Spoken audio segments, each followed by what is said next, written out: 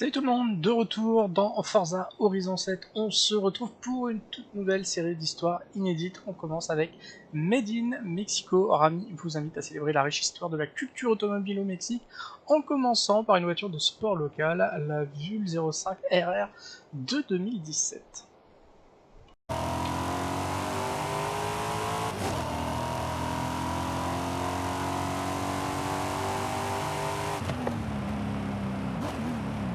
Vous avez atteint votre destination.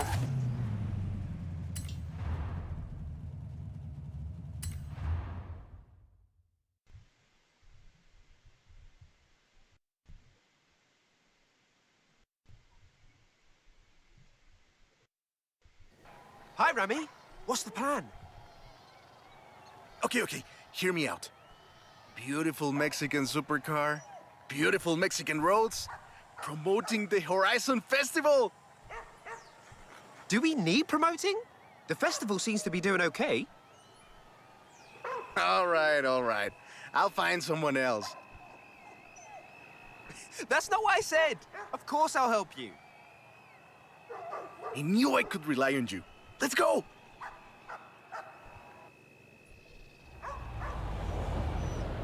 Par contre, j'ai l'impression qu'ils n'ont pas eu le temps encore Let's get moving. Get some speed, then turn into the de countryside. traduire. Really see what this car can do.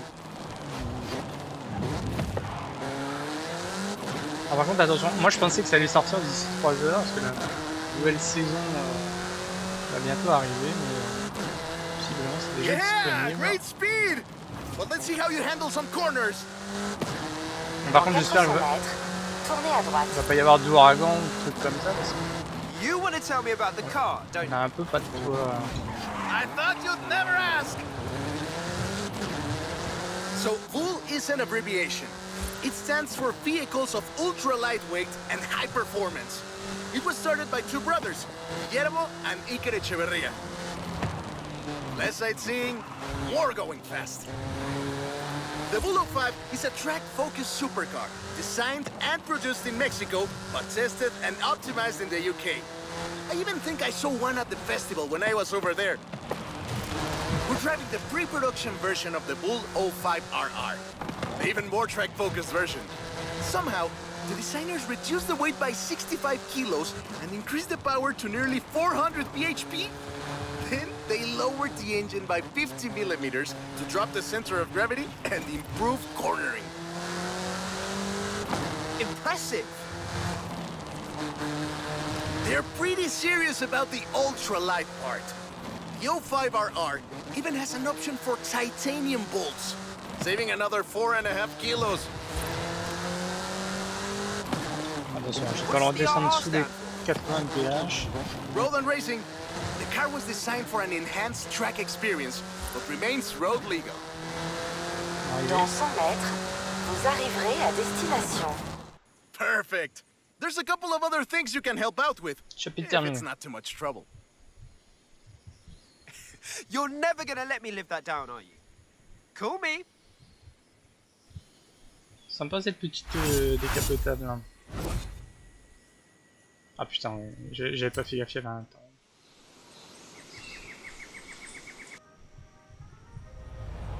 Ça va, j'ai retrouvé mon I just got my bolide. hands on a piece of Mexican racing history.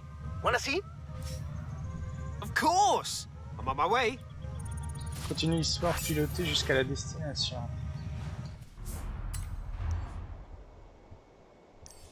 Alors, la prochaine étape, c'est ici.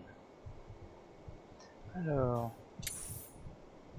le meilleur Manx a été construit pour conquérir la péninsule de Baja et a dépassé toutes les attentes pour devenir un buggy incontournable.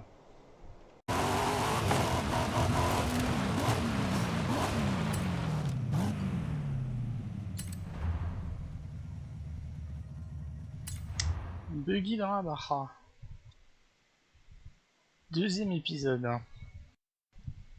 Let me guess. Today's episode of Mexican Automotive History with Ramiro is about the Baja 1000. You are very perceptive, my friend. This dune buggy was the first car to race here. Let's take it for a spin.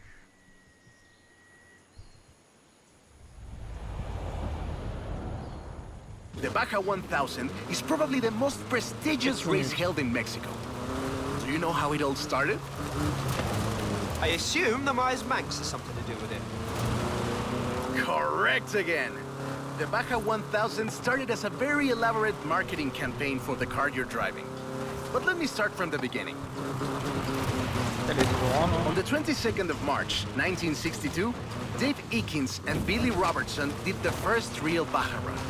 They went from Tijuana to La Paz in 39 hours, 56 minutes on new Honda CL72 Scrambler motorcycles. So they probably were a bit sore afterwards. They got a lot of media coverage though. A year later, Myers started to work on a prototype buggy he called Old Red in his garage in Newport Beach. It was based on the VW Beetle, and it paved the way for what we know as buggies. Cars that are built for off-roading using the Beetle as a donor chassis. But I guess they wanted even more publicity because in April 1967, Myers decided to make an attempt at breaking Eakins' record. And it worked! Myers did it in 34 hours and 45 minutes, beating Eakins for more than 5 hours. The rivalry was known as Bug Beats Bike in Baja. Sounds like something you did back in the UK, doesn't it?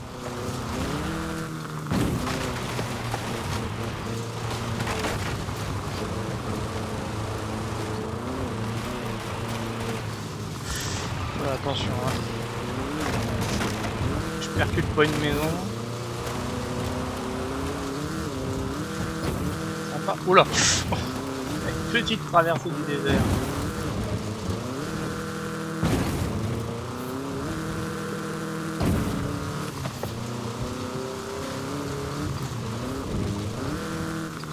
Myers Manx became an overnight sensation as a result, and suddenly they were friendly races all across the Baja. It wasn't long before they realized they needed something more organized, and that was Mexican 1000. Guess who won the inaugural event? Myers Manx? You're on fire today! Yes, in 27 hours and 38 minutes. The official race was 100 miles shorter than the original route, but it's still impressive. The Mexican 1000 was later renamed to the Baja 1000, and is run to this day.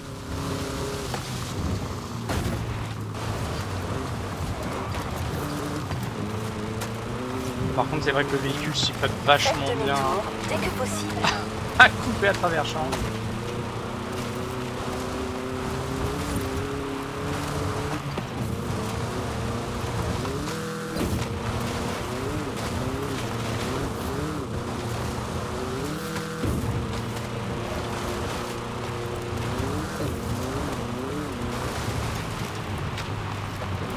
Dans 100 mètres, tournez à gauche.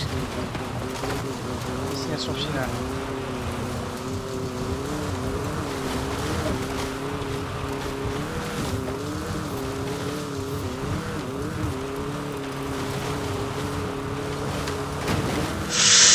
Ça va peut-être pas m'aider ça.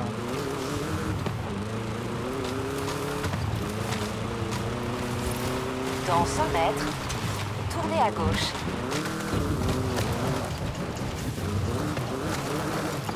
Peut-être compliqué. Hein. Non 56, 58. Oh là là. Je vais échouer à que dalle, même pas une I love seconde. that story. My abuela used to tell it to me at least once a year. La fin était sympa. C'est dommage qu'il y ait eu ce rocher là.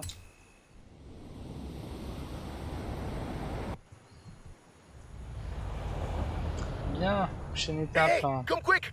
Papa Fernando needs your help! Licorne. Ils aiment bien nous faire traverser toute Okay. I'll be right there. la carte. Puis c'est pas comme Hot Wheels, hein, on peut pas se téléporter comme on veut. Alors, donc je... Il y a beaucoup de choses là. Nouveau Mexico. Viva el Vocho Rami a invité d'autres propriétaires de Vocho à participer à une grande carrera dans les rues de Guanajuato.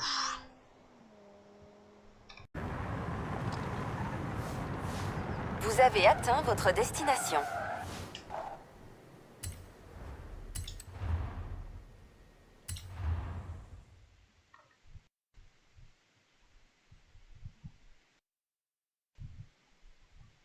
Qu'est-ce qu'on va conduire cette Oh, fois? right.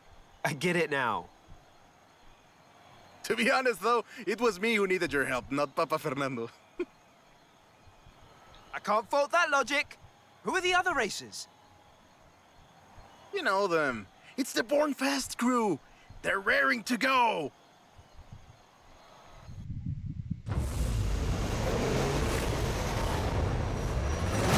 Hey, he's eager. But this isn't really a street race. There's no checkpoints, just the finish line. So keep to the route and get there first. Et si je coupe à travers champ, il se passe quoi? It's hard to overstate the effect that the Beetle had when it arrived in Mexico in 1954. Before that, all we had were these huge American cars. So this new European-style car with its shape and light chassis and those adorable headlights and an engine that anyone with a tractor could fix was, well, a complete game changer. They were so exciting that they were displayed at the Ciudad Universitaria in Mexico City, and there were lines to come and see this new car. Production of the Beetle started in Mexico soon after 7 of them finished the Carrera Panamericana. Before that, people were a bit worried about reliability, you see. We Mexicans love a good-looking car, but a car that can do work is better. The Panamericana convinced us, and in '61, Automex had assembled 250 of them. By '62, the first plant had opened in Jalostoc, making 10 of them a day. We love that car. So another plant opened in Puebla in 1967. And in '71, El Bocho became the official taxi of Mexico City, which is why you see so many of them today. It's funny. The first Bochos were imports, or CKDs. But in 1971, we were exporting them to Costa Rica and back to West Germany, Austria, Belgium. On va lui laisser terminer son histoire. It was a sad Bon, pour une day fois, in je vais les armes, 3 2003 étoiles. when the last Volkswagen sedan Ultima Edition rolled off the production line and went home to the Volkswagen Museum in Wolfsburg. Je l'ai un peu abîmé. So loved was the Bocho that it eventually outsold the Ford Model T to become the world's best-selling car, and was the first to reach 20 million sales. Sure, other cars have staked their claim on that title in recent years, but none are so timeless and unchanged as the Bocho. Ils arrivent les autres. That is a great car. Probably the most iconic car in all of Mexico. Ay, es increíble que un auto tan pequeño deje un vacío tan grande. Adiós, sedan. Thanks. I'll call you when I've got that next one ready.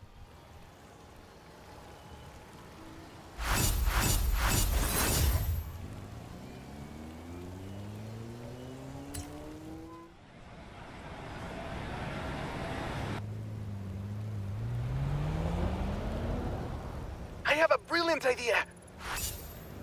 Another one. What happened to the previous idea? This one is better. Meet me in town.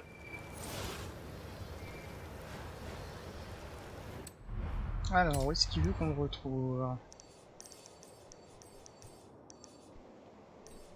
Tata. C'est ici, à travers les âges, suivant les traces de la coccinelle, la Golf a également connu une longue et fructueuse vie au Mexique, mais quelle génération était la meilleure? Vous arriverez à destination. Vous avez atteint votre destination.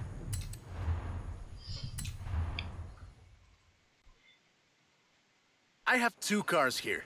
A first-generation Volkswagen and a 7th-generation Volkswagen Golf. Made in Mexico for almost half a century. Sadly, they stopped building them in 2021. But we can still race them. What do you say? To make it fair, I will give you a chance to make an informed choice. Let's go for a test drive. And I've got lots to tell you about Volkswagen Mexico.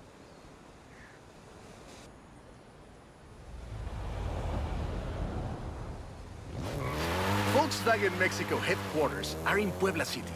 It started production in 1967 with the famous Beetle. As we call it, the VOCHOI. Moi j'allais suivre le tracé, j'allais tout droit. Moi.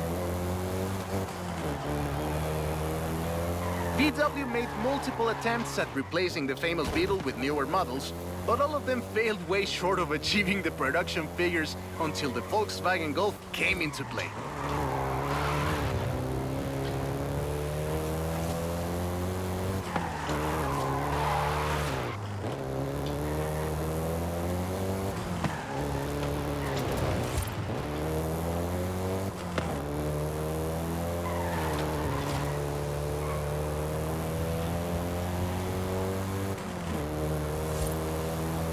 The first generation was released in Mexico as the Volkswagen Caribe and had quite a few variations, including the Golf GTI you're driving right now.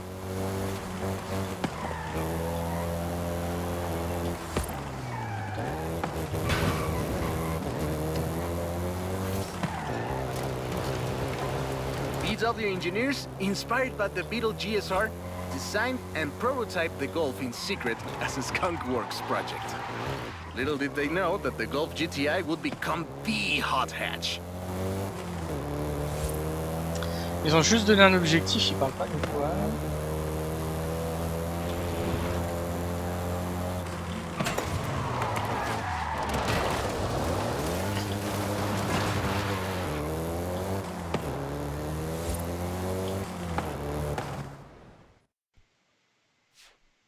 Shall we jump 40 years in the future and try the 7th generation? Ah, tout de suite, ça a une autre gueule, hein.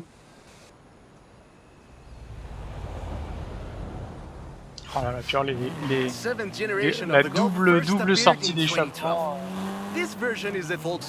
C'est quand même autre chose, hein.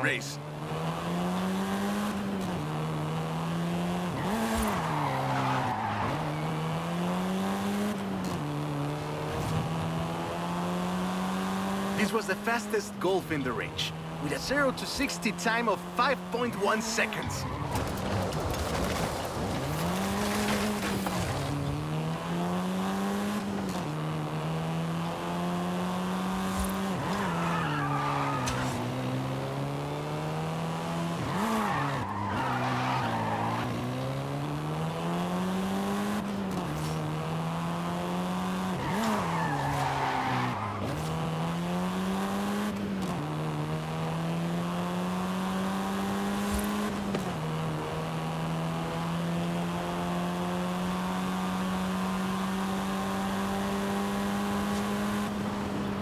Volkswagen Mexico produced all 7 generations of the Golf, totaling more than 2 million units over 44 years.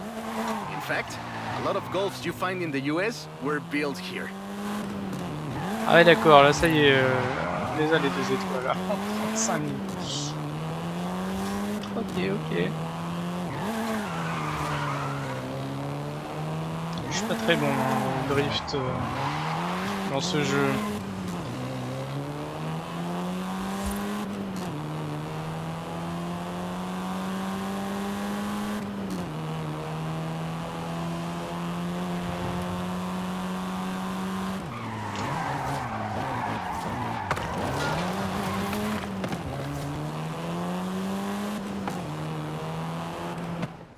All right. Enough driving around. Let's go head to head, after you've had a chance to rest.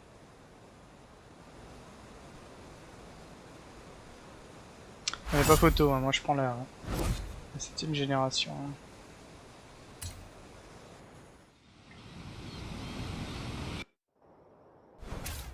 Ah,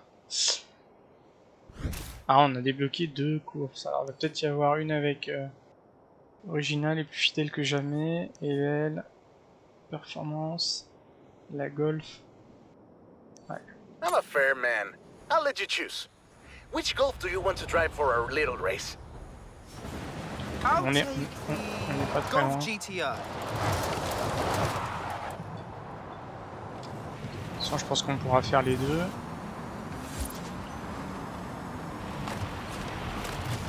Dans 400 mètres, tournez à gauche. Toujours un peu perturbant. Tournez à gauche. La voiture électrique qui fait zéro bruit.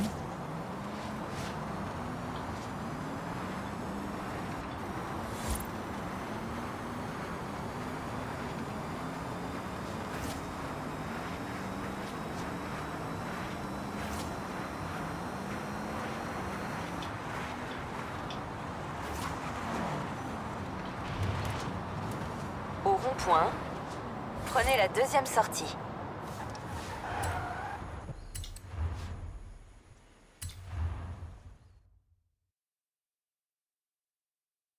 Donc là, je crois que c'est...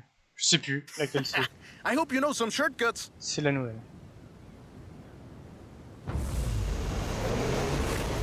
Ah, et la couleur est sympa, cette espèce de bleu vert. See you at the finish line. Don't make D'accord. me wait for too long. Mais style, il roule plus vite que moi.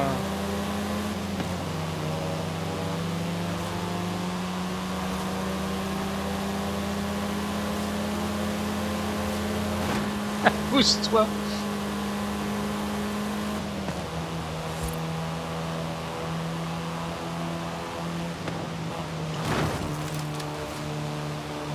Ah, il fait pas bon être sur la même route que moi. Ça peut être un peu dangereux.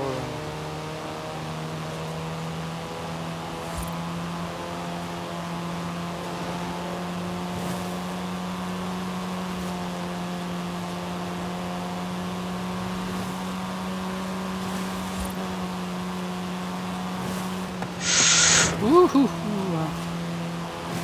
Un peu limite. Hein.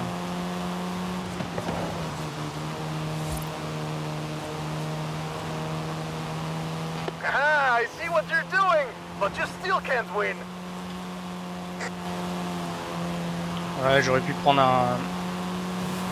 Comment dire, j'aurais pu couper à travers champ, mais bon, on va profiter un peu de la route. La voiture.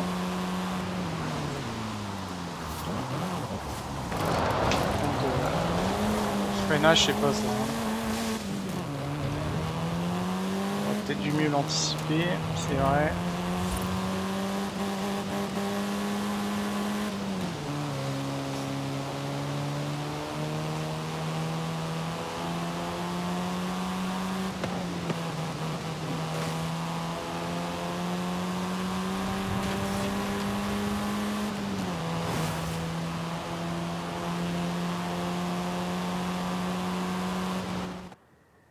What a race!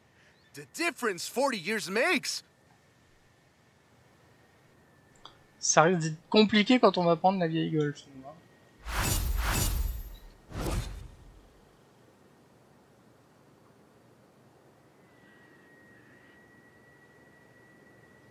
À l'arrière est sympa là.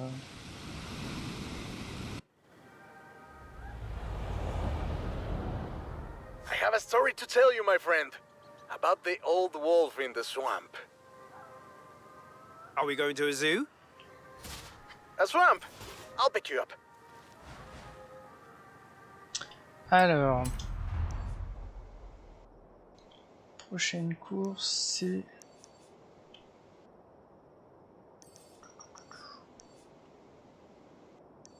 c'est là. Et alors par contre, est-ce qu'on peut faire l'autre course? Attends, je vois plus trop bien. Non, c'est pas ça. Filtre.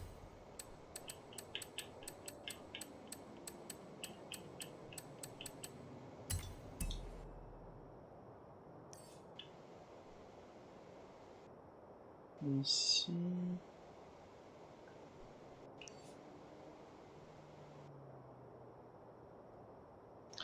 Oh, ça c'est marrant ça.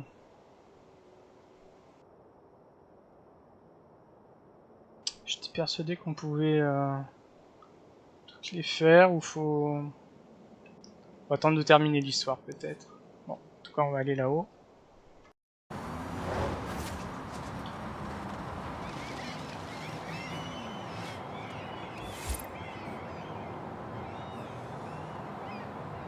Vous avez atteint votre destination.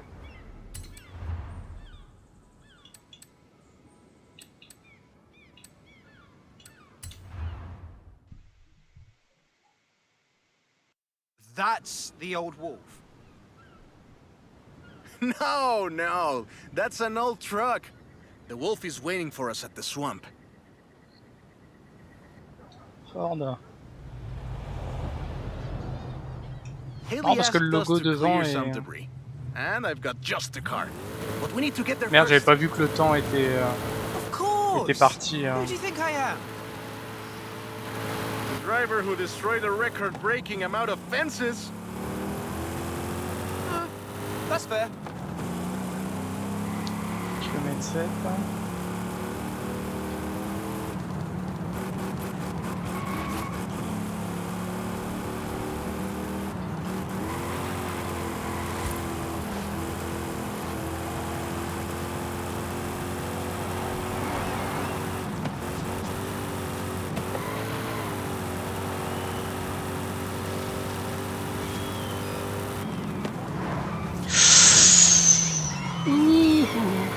Bon, ils m'ont quand même mis une petite barre. Dans Hein. 400 mètres, tournez à droite. J'aurais bien envie de couper à travers la forêt, mais ça me semble... Je pense qu'il y a un chemin à prendre. Tournez à droite. Ça paraît un peu risqué.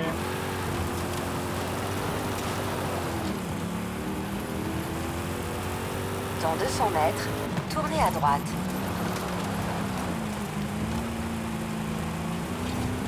Tournez à droite. See? Got it here in one piece. And gave me a few heart attacks. Faut m'expliquer là pourquoi ça me fait des dégâts. Et pas que les herbes étaient dangereuses à ce point. And now, let me introduce you to the Ford Lobo. Oh, alors là, This tout de car suite. is more your style. Ouais, clairement. Now that's Ah, a la heckin' bestiole. good wolf. Elle est énorme. Oh, l'engin, putain. We call it Lobo here. Qu'est-ce qu'il faut faire? Marketing in this country is outstanding. Let's get to work. Réaliser des prouesses. See all that Russian stuff? Clear it out. What? No! It's not just an excuse to throw the Lobo around. It is just an excuse to throw the Lobo around. In the 90s, Ford decided that they needed to rebrand the F-150 for the Mexican market. And the name Lobo just has a real ring to it. They started using the badge in 1997, and the rest is history. The Ford Lobo quickly became one of the most popular vehicles in the country. Lobo is still used for the modern Rangers like the one based on the F-150 Raptor you're driving. But we don't just call it Lobo. No, no. We call it Lobo Raptor. So Je it's sais pas the si je same peux faire car? des donuts parce que sinon Now, c'est pas près d'y there are arriver. loads of Hein. differences, like a dog and a wolf. Ça a pas l'air de Lobo vouloir. only comes in XLT and with higher trim levels. The base version is still sold in Mexico as the F-150, but the Lobo is the Oh là là, elite mon Dieu. F-150. Un saut peut-être.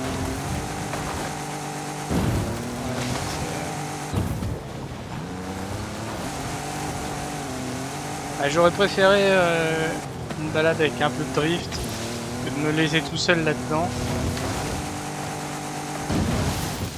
Ouais, puis super. Peu de points que je fais sans rien sous mon tapin là. Ah, il veut pas me faire des donuts.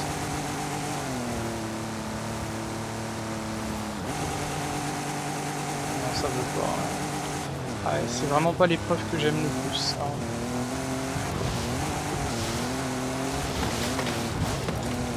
Faut que je sorte de ce coin-là, en fait. Allons ailleurs.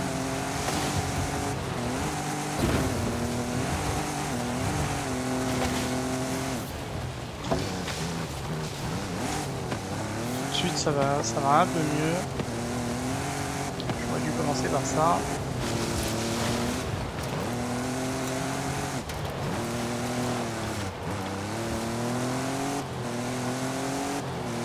Comment est-ce qu'on porte sur route ce qui est un peu joueur.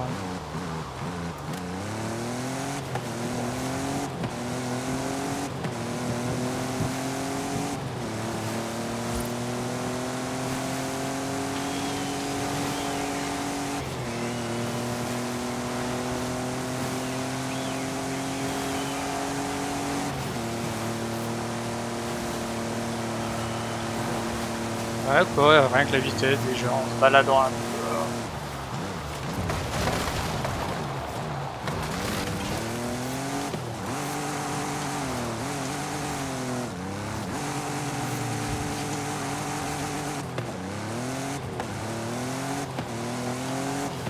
Bon, j'aurais jamais décroché la deuxième étoile, mais tout de suite c'est mieux. Ouais, j'aurais pas dû Job's rester. done. And the scratches will buff Pourquoi il a de right la gueule, out. hein. Je suis Thanks pas for the 4x4, help. mais... Now I just need to get my abuelo's old F100 back to the garage.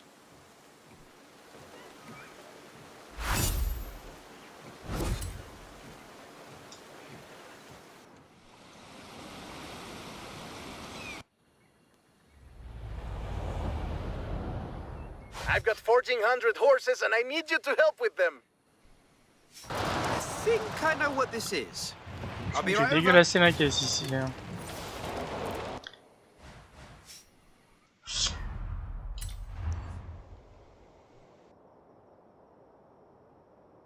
Ah non, l'autre coup, c'est toujours pas réapparu.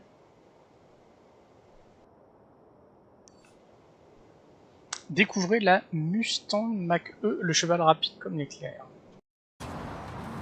Vous avez atteint votre destination. Alors non, c'est pas ce rassemblement que je veux. Je vais être derrière.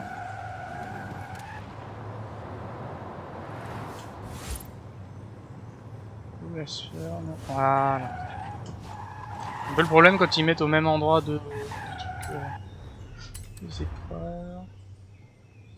Muchos, CABALLOS. Mustang. Hey there!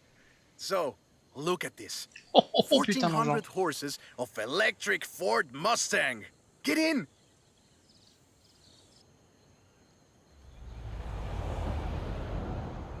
on sent l'ADN de la Let's take Mustang. this down to the beach. Même si j'avoue la, Stick it in AWD if you like. There's La- some nice curves up ahead. la partie arrière, je suis un peu moins de profil, est un peu moins réussi que la vraie Mustang. Ils auraient dû garder un petit peu la ligne de la Mustang. This is 2021's EV of the year. And it was up against things like the Taycan and the e-tron Bon, and the Recharge. Je pense qu'ils It voulaient set 3 Guinness marquer la World différence. Records, and it's inspired by the beautiful original Mach 1. And I'm telling you all of this because the Mach E was built right here in Mexico at Cuautitlán Assembly. Hey, I have to keep this back. Be careful with it. Calm down. I know you like to go fast, but I had a big breakfast. Cuautitlán Assembly has been building cars since the 60s. And more than 2.2 million cars later, we're sitting in an actual space machine made here in Mexico. Quite a journey from Cougars and Thunderbirds and F-150s to this. This isn't just a prototype. Cuautitlán Assembly does a range of options for the Mach E. A 68 kilowatt-hour standard and an 88 kilowatt-hour extended range version. It will give you over 300 miles of range on a single charge. The Performance GT version is the really wild one. 0 to 60 in 3.6 seconds. This one is quite a bit faster. Honestly, when I first tried it, I had to go and sit in a quiet room for a bit. And I've flown airplanes in a storm.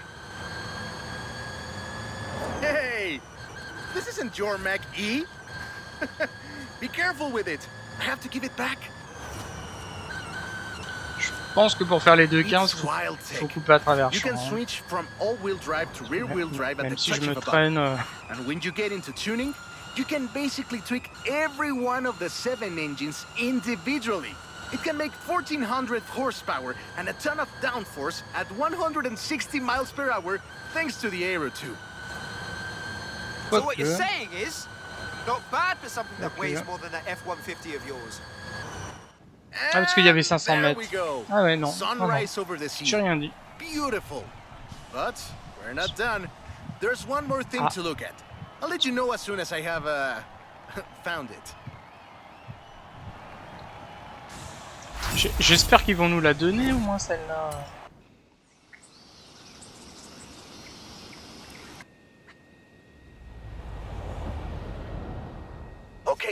This one will be epic. I found a Porsche Carrera. You know what that means? Racing? And what do you mean, found? Oui.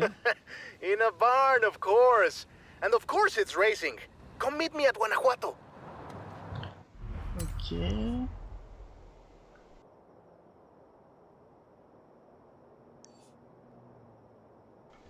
Rami rend hommage à la Carrera Panamericana, le rallye classique le plus étreint de tous les temps. Au rond-point, prenez la 3e sortie. Vous avez atteint votre destination.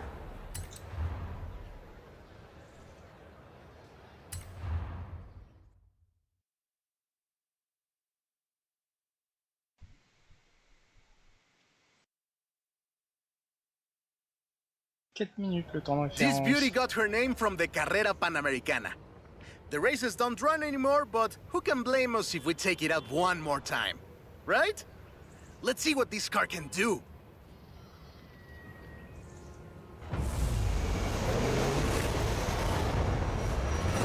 There's Jamin. Guess he wanted one last race. Let's do this!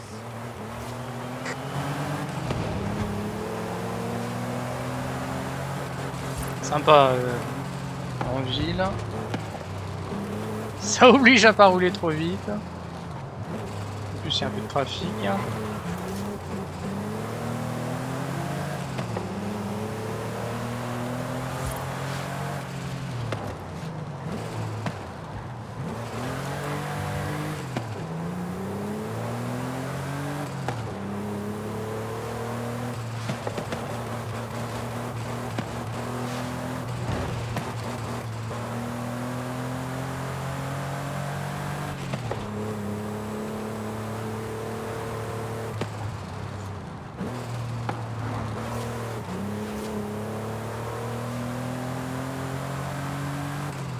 Je regarde bien le radar pour prendre la bonne route parce qu'on peut vite s'égarer. The first race had 132 competitors, and everyone turned up. Amateurs to F1 drivers, men, women, professionals, anyone who had a car. Do you know anyone who participated? Aleja thinks Papa Fernando did, but she thinks Papa Fernando did everything. I know we used to go to the races with my grandfather. Ah, qué buenos recuerdos. Elle envoie hein, quand même là. 2,178 miles of the Panamerican Juste faire Highway attention run à la through tenue de route. Mexico. The race itself had 9 stages and lasted 5 days. Elle a un The peu sheer tendance à être distance glissante. wasn't the only challenge. Constant changes in the elevations from sea level to 3 kilometers up. The most challenging road race in the world. There was no speed limit before 2012, and you'd see cars doing 180 miles per hour. Not that I'd know anything about that. The winner of the very first Carrera Panamericana was Herschel McGriff, who drove an Oldsmobile 88 at an average speed of 88 miles per hour. The Porsche Carrera got its name thanks to Hans Hermann, who won the small sports cars category in 1954. He drove the Porsche 550 Spider and came 3rd overall. He was sick before the race, and his tires came off at the start. He really pulled through against the odds.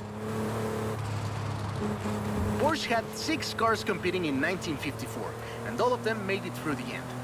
A lot of others didn't, let me tell you. Enjoying yourself, are you?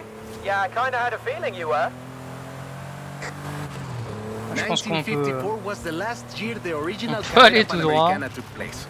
But it gave us the most famous Porsche model, the Carrera you're driving right now.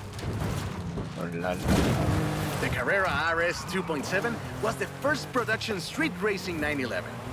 It was built on the 911S 2.4, the fastest Porsche you could buy at the time.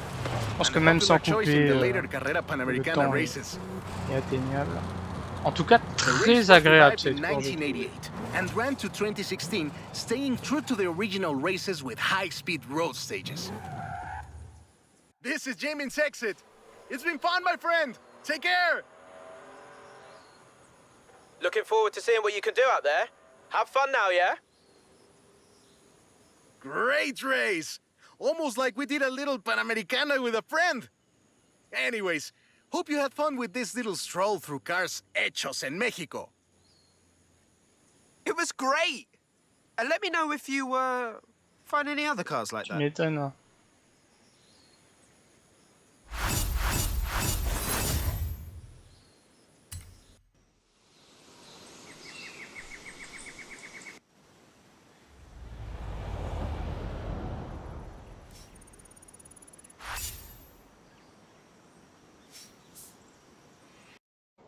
Bon bah voilà, on a terminé. Bah alors très sympa, j'avais pas spécialement fait gaffe au début qu'ils mettaient de temps en temps des histoires inédites. Moi j'avais fait celle qui était sortie quand le jeu est sorti la première fois. Alors par contre on peut refaire les courses. Par contre j'ai l'impression qu'il faut les refaire dans l'ordre. Elles apparaissent pas tous sur la carte, on peut pas les refaire individuellement. En tout cas je ne les vois pas. Là par exemple Made in Mexico, c'est la première épreuve, les autres n'apparaissent pas. Donc faut toutes les refaire. Et il y a moyen bien sûr de faire la course qu'on n'a pas pu, qu'on n'a pas fait parce qu'on avait une des deux courses à choisir entre la Golf d'époque et la Golf toute nouvelle génération. Alors j'ai pas fait attention à toutes les voitures qu'on a éventuellement gagnées, mais j'en ai repéré une et je pense qu'on l'a déverrouillée là parce que je me souviens pas de l'avoir gagnée à l'époque, mais c'est pas évident. Mais on a la Golf, cette Golf rouge là, est-ce que c'est celle qu'on Golf GT, est-ce que c'est celle qu'on a conduit?